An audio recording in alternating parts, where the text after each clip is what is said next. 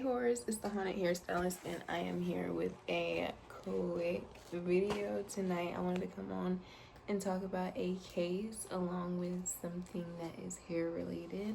I'm going by Haunted now. That's my new alias. I am a hairstylist and a horror addict. I love all things horror, but I'm also a woman who advocates for other women. I love true crime and all of those things, but nonetheless, I love seeing these crimes being solved and the people that carry them out being brought to justice. And sadly, this case does not end on a happy note for the victim or her family, but it does end in closure, and that's one of the most important things. So today we're going to be honoring Keeshae Jacobs is her name. She was 21 years old when she went missing.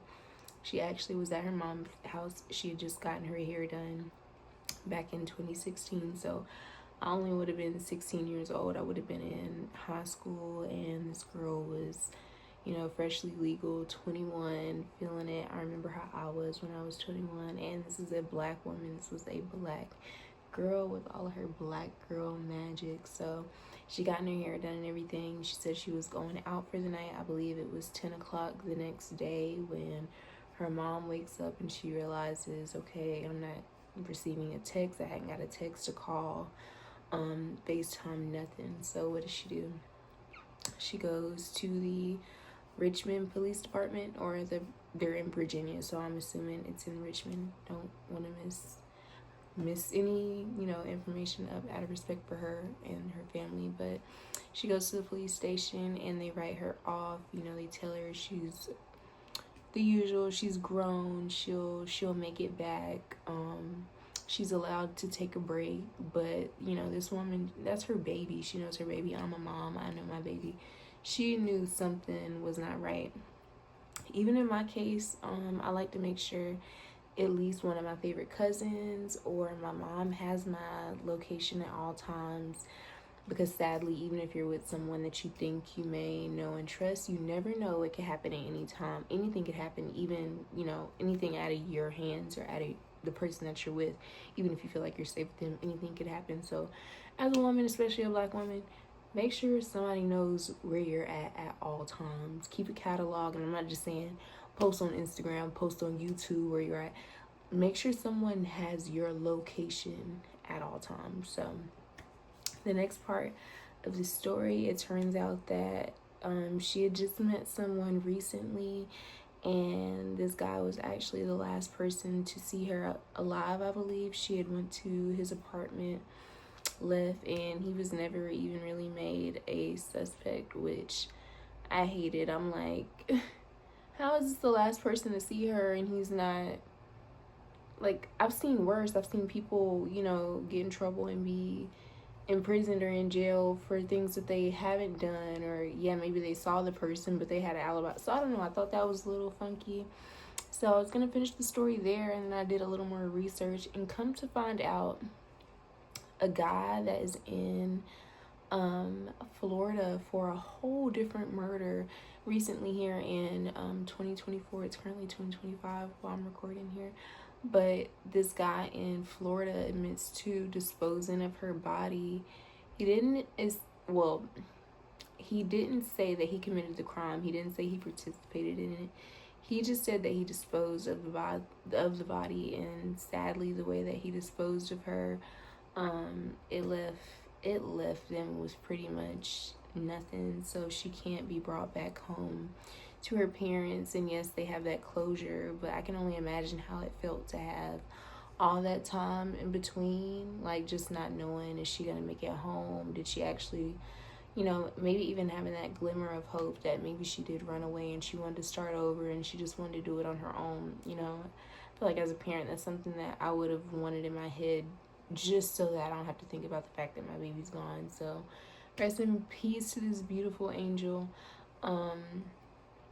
I wish someone could, actually take full responsibility for taking this girl's life away from her after getting her hair done. Like, y'all know how it feels to have your hair done, like, especially like as a black woman, it's just top tier. Like, you don't feel any better than that. So to be, in your like divine feminine. I feel like as a black woman, like once we're on that pet, like honey, you are a queen. When you get hair done, you feel like a queen, literally. So to be stripped down, you know, whatever happened to her, because we don't know, but to be stripped down in such a vulnerable state, it really breaks my heart as a hairstylist, because I love getting people out of my chair knowing that they feel better, they look better, the next week for them is going to be better, or you know, I know how it feels to get your hair done, because I'm a hairstylist and I'm always chopping up my hair, doing something new or working on a wig. And sadly, this experience was one of the last for her. And hopefully, you know, hopefully that style was gorgeous. I wonder, I'd love to honor her and recreate the style, maybe make a memorial or something for the family. That could be amazing, because I love sculptures and hair. There's 3D print and all sorts of things. So it's very sad, but maybe it could be a way that her family can hold on to her, especially her mom, seeing her the last way that she got to see her. But I'm sorry, that has got me a little emotional. It also really caught my eye about this case, because I was watching another like true crime, another case. I was looking into it recently, and it was so crazy the way that, you know, things came out. Apparently there was a woman named Adrianna in the neighborhood. People were pretty much trying to say that she was getting up with a lot of people in the trailer park, getting down, blah blah blah. Right. So her friends, or the people in the neighborhood that are, you know, the police are going around and seeing what's going on. Her friends, there are apparently 2 friends, and one of the friend has a daughter. I think their names were like Tina, Brie or Brittany, and I don't remember the wife's name, but there was a wife, and pretty much everyone was at the wife's house. She was going to be frying fish and fries and all sorts of stuff, and they were just going to go over there and chill at her house. And, you know, the girls are there. The daughter is still at home, but the older wife and the friend, they're at the wife's house, and the other girl, she's back at home. She was younger. I think she was actually 17 at the time of this case. But yeah, in this case, they're supposed to be cooking food, and they say, hey, here's Adrianna on her bike. She's going back and forth. I saw her earlier. Asked her what she was doing. She said she had a hot date. Oh, okay, cool. Police are asking the younger girl the same thing a little later down the line. Have you seen her? Have you talked to her? And the girl's like, yeah, my best friends or my close friends were coming over to the house. I seen her on the bike going down the street or whatever. I asked her, you know, what was up? We kept it short because we're not cool. So apparently they had a little falling out, something to, you know, tuck in your back pocket for later. And the grown women, the wife and the other friend, they're just sitting at home. The husband's also there. He's sitting on the couch. They're watching TV. You know, they done cooked. They're still cooking. The food's done or whatever, blah, blah, blah. Apparently out of nowhere, the police come, and they're, you know, they're in the neighborhood. They're trying to figure out what's going on. Then they knock on the door. So they're in the house pretty much trying to say, like, yeah, don't go to the door. Don't go to the door. Why don't go to the door? Because it's the police outside, right? It's the police. You're just not going to go to the door. Especially if you haven't done anything wrong, we're going to stay in the house. But I guess they were looking out the window, and they knew something had went down. So they end up going back to the station. Everything is coming out. Everyone is talking.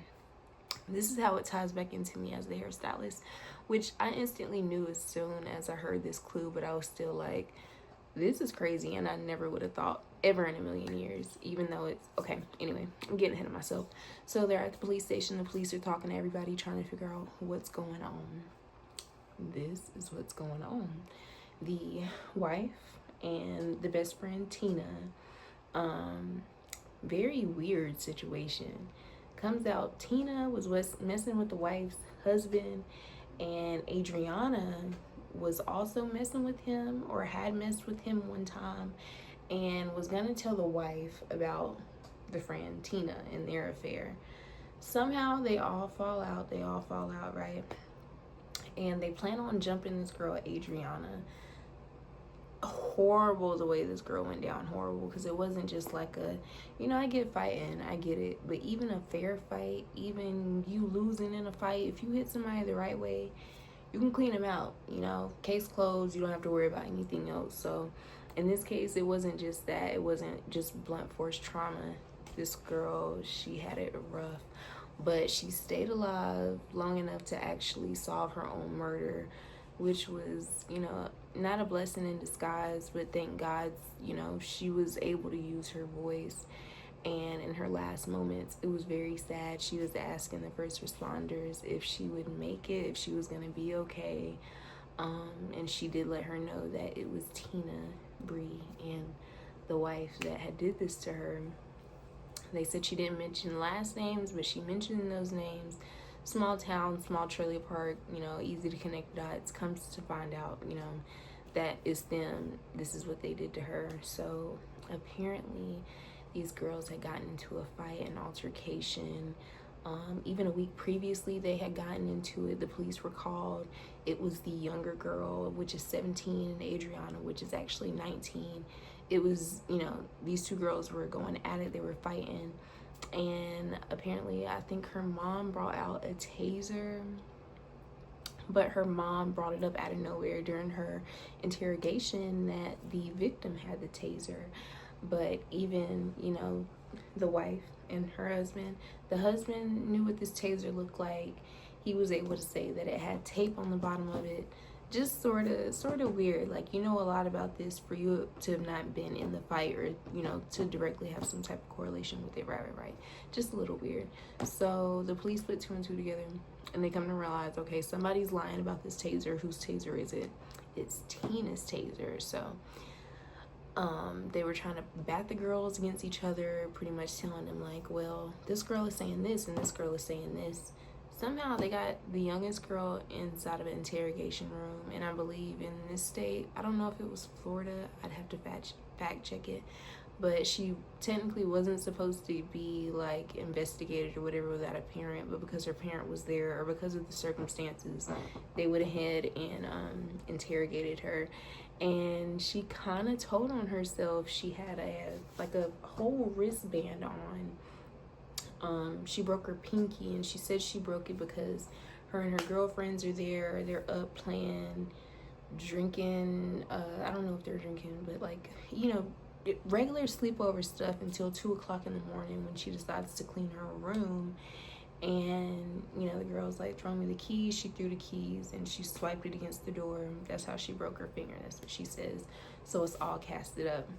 She says that she went to Tina, her mom. She went to the house up the road or whatever to let her know, hey mom, I just got hurt. Do I go to the hospital? She's like, yeah, just go ahead and go straight to the hospital. Now, when the mom is being interrogated, she doesn't mention anything about the daughter getting hurt or the daughter reaching out to her. So that was a pretty big red flag for the investigators, sadly. So, she hurt herself, but it wasn't in the way that she was telling the police that she hurt herself. And all the lies just start to come out little by little, piece by piece. And in the end, it just doesn't make sense to me because it seems like a pretty big love triangle that was just unsolved and for nothing. The husband sold drugs. I just wanted to believe he took no part in it. And I'm not saying that he did or he didn't, even if he didn't physically. I feel like he caused all the mess, the infidelity, small town drama, because I'm from a small town, I get it, but I don't get in this stuff because it's not worth my life. And when people don't have anything else to offer or anything else to lose, this is the type of stuff that happens. And it's so sad because Adrianna was about to move, I think, with her parents or back home with her mom to a different state or a different part of the state maybe, to sort of, get a new chance, a fresh chance at life. But this was robbed from her. The girls jumped her, they tased her, and once she was able to get away from the youngest girl, her daughter, the daughter of Tina, when she was able to get away from her, Tina herself, she set a flame to her, and she rejoiced, jumping up and down, like, burn. Like, she went out in a pretty sad way, and I really, really hate this for both of the victims mentioned in this video. But the part of this that really swings me, it's not funny at all, but as a black woman, it's just like, girl, you asked for it. apparently Tina had been getting her hair done by her daughter for like a week at this point, a sew-in, and that sew-in was hurting. So finally she's like, I'm taking a break. I'm going up to old girl house to get this fish, chill out or whatever. You can sit, do whatever with your friends. And even in the investigative pictures, they got pictures of the scene, and you can see like the mousse and the hair and everything. So she stopped doing her hair, and the back of it wasn't done when she was being interrogated, and they even mentioned something about it. But guess what was at the crime scene? The weave. It was the weave. It was the weave, honey. And that, you know, wasn't the only thing. They also tried to burn their clothes. Their clothes were there. They tried to clean the car with hand sanitizer. Child, it was just, it was, you could tell they was not meant for this life. It was not supposed to happen. Thank God they don't have to worry about doing it again, because I want to say they all got life, and even the younger girl was tried as an adult. So justice was at least served in that case.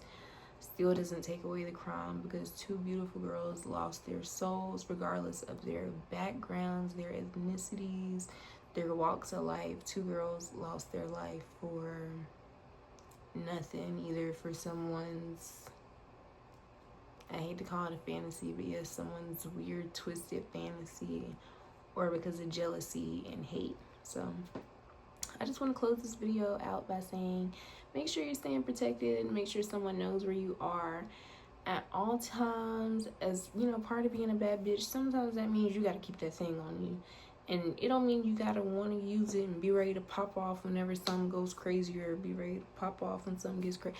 But you need to be prepared, because this is the real world that we live in, and crazy people are still amongst us, and they walk amongst us every single day, and we just slip through their fingers because of the time of the day it is, or it's not the right time for them. Like, we really have to take our life not for granted, but you know, we gotta value it. We gotta stay protected, uplift each other as much as we can, because I know sometimes it could be a very weird world where we're pinned against each other, and that's not how we were made to be. Sadly, life is already crazy, but then we have to worry about crazy people in the world that are ready to take us out of it for nothing. So as a Black woman, sadly, our rates are high. We go missing every day, and somehow a page is unturned. When it comes to advocating for each other, be loud, be proud. Don't let your skin tone, you know, tone you down or make you feel like you can't say anything. Or, girl, I don't care if you was a 304 and you was on the pole, or you work in the corner and you getting pinned up. I don't care what your walk of life is. Your life is still valuable. It's never too late to change. And even if you don't decide to change, it doesn't mean that you're any less valuable as a person, which is why I really wanted to give a shout out to these girls, because we really don't know what was going on in their lives at the time. And it's just, you know, it's a sad case. So I want to honor these two beautiful girls in these cases. I hate doing these stories. I don't want to do any new ones, but I will honor the people who have fallen at the hands of the less fortunate mental people in this world. That's just what I'll call them, because I don't want to misname anybody, because it's weird when it comes to murders. It's like, either you're really you're crazy, like you have something going on in your mind where you know, something's just not right, and then other people are just fabricated, like they're just made, like Michael Myers. I'm still working on this one. That's one to figure out. But it's like, yes, psychologically, you either have something going on, or something happened at some point where the switch just stopped making sense for you. And I hate that, because you can't make sense of it to anyone else. And by that, I mean, you can't explain to someone why you want to do these things to people. It's just a really sick world with 7 billion people on it, and we're just taking our chances, walking and talking and getting up every day. It's a spooky world. But again, I wanted to honor these two beautiful cases, talk a little bit about hair and our importance as people on this world, our importance as women's on this world, and why women's. sounds like I'm talking in the 20s, but our importance as being women on this world, being interconnected, being loud, being bold, and being proud, but also being protected and not neglected. Again, this is just a story from my horrors. I hope you enjoyed it. If you'd like to honor these girls and look more into their cases, feel free to look them up. I don't know if there's donations for the families and things, but you know, take with the information what you will. And I am sending my biggest hearts and love and support out to the families who have been a victim of this circumstance, sadly, as well as the victims themselves. Yeah, that's all I have for this one. This one got extremely long, and I'm so sorry, but I had to make sure that I spoke on both cases. So thank you so much for watching. Hopefully I'll see you soon.